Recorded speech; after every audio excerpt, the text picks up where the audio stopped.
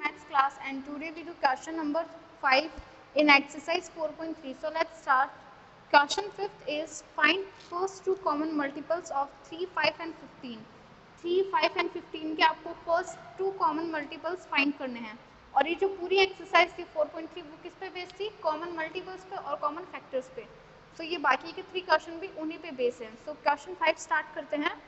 Multiples of 3, 5 and 15. Common multiples find करना है तो कॉमन मल्टीपल्स से पहले आपको क्या करना है? इनके मल्टीपल्स फाइंड करने होंगे, उसके बाद में अपन कॉमन को लुक करेंगे. सो क्वेश्चन 5 आंसर मैं राइट कर रही हूँ यहाँ पे ओनली. Multiples of 3. अब मल्टीपल्स फाइंड करने कॉमन मल्टीपल्स, तो पहले आप मल्टीपल्स फाइंड करोगे तभी कॉमन मल्टीपल आएंगे. तो 3 के मल्टीपल कौन कौन से होते हैं? 3, 6. मतलब एक्चुअली मैं बोलना ही चाहती हूँ मल्टीपल्स का मतलब होता है उसकी टेबल्स राइट करना.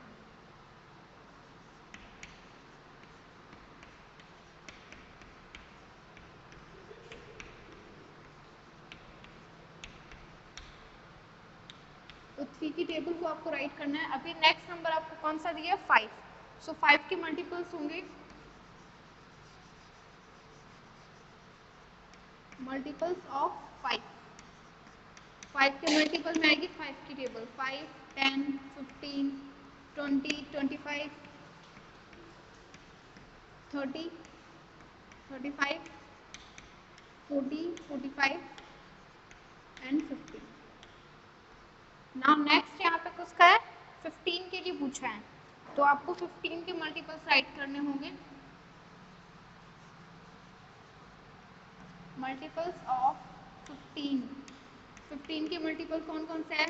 15, 30, 45, 60, 75, 90, 105.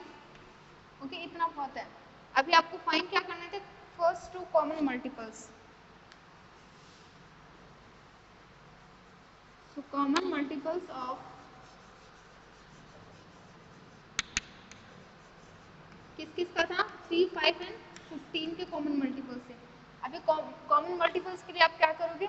जो भी मल्टीपल्स राइट के उसमें देखना है कि ऐसा कौन सा मल्टीपल है जो तीनों में आ रहा है. लाइक 15 है जो तीनों में आ रहा है, यहाँ पे भी आ रहा है 3 के मल्टीपल में भी और 5 के मल्टीपल में भी और 15 के मल्टीपल में भी. तो फर्स्ट कॉमन मल्टीपल क्या हुआ इनका? 15. नाउ सेकंड ऐसा मल्टीपल देखना है जो इन तीनों में आ रहा है. तो अब नेक्स्ट कौन सा है? 30 है जो तीनों में आ रहा है. इस 3 में भी आ रहा है, 5 में भी आ रहा है और 15 में भी आ रहा है. सो राइट हियर 30. सो यहाँ पे हो गए फर्स्ट टू कॉमन मल्टीपल्स, दोनों के हो गए, तीनों के 15 एंड 30 आंसर में है. Now question 6 is a number is divisible by 6 and 14. By what other number will that number be always divisible? इसमें बताइए एक ऐसा नंबर है जो 6 से और 14 से डिवाइड होता है, दोनों से डिवाइड होता है. तो आपको ऐसा और नंबर फाइंड करना है जो उस नंबर से डिवाइड हो पाएंगे. तो क्वेश्चन 6 में आपको एक्चुअली जब पूछे ना कि डिवाइड और किससे हो सकता है तब आपको हमेशा फैक्टर्स फाइंड करना है और मल्टीप्लाई का पूछे तो मल्टीपल्स फाइंड करने हैं. सो फैक्टर ऑफ 16, इसमें ये कॉमन फैक्टर ही पूछा है. फैक्टर ऑफ 6, तो 6 के फैक्टर कौन कौन से होते हैं?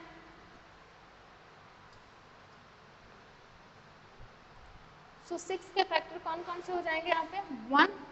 1 सबका फैक्टर होता है और किसकी टेबल में आता है? 6. 2 की टेबल में आता है, 3 की टेबल में भी आता है और एंड 6 लास्ट है. ठीक है, 6 के फैक्टर मैंने यहाँ पे राइट कर दिए. और नेक्स्ट नंबर आपको दिया 14, तो आपको फैक्टर फाइंड करना है 14 के. सो फैक्टर ऑफ 14 1 होता है, 2 है, देन 7 है एंड 14 itself है. तो अभी कॉमन मल्टीपल्स इसके कौन कौन से हो गए?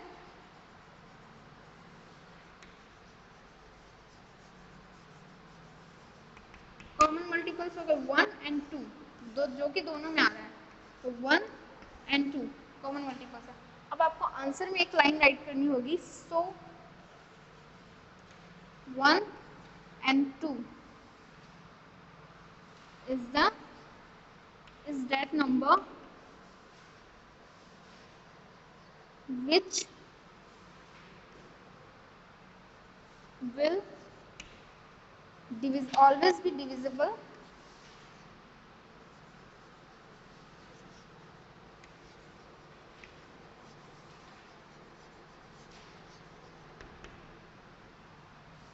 by that number.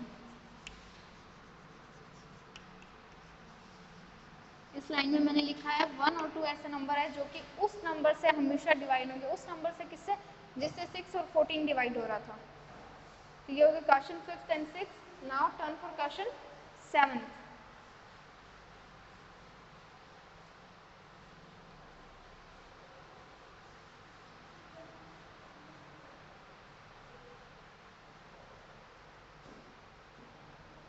Question 7th, a number is divisible by 28. By what number will that number be divisible? एक ऐसा नंबर है जो कि 28 से डिवाइड होता है, ठीक है। तो आपको और ऐसे नंबर बताना है जो उस नंबर से डिवाइड हो सकते हैं। क्वेश्चन 7th, इसमें भी डिवाइड का पूछा है तो आपको फैक्टर से फाइंड करने हैं। फैक्टर ऑफ 28,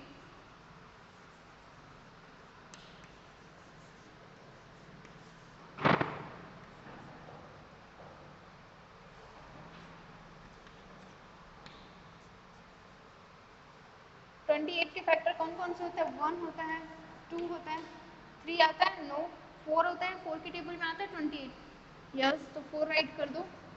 5 6 7, 7 की टेबल में भी आता है। 11 12 13 14 में आता है और 28 में आता है। ओके, तो ये फैक्टर हो गए 28 के। अब मैंने एज्यूम किया है कि एक नंबर है 56 जिससे डिवाइड हो रहा है 28, पूरा पूरा हो रहा है ना, 56 डिवाइड हो रहा है 28 से 2 time.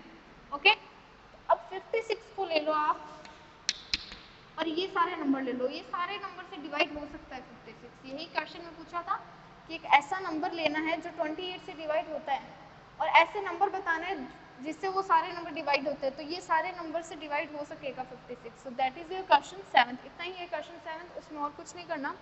So I hope you will understand the all question and your exercise 4.3 is now completed. और इनको आपको नोटबुक में राइट करना है।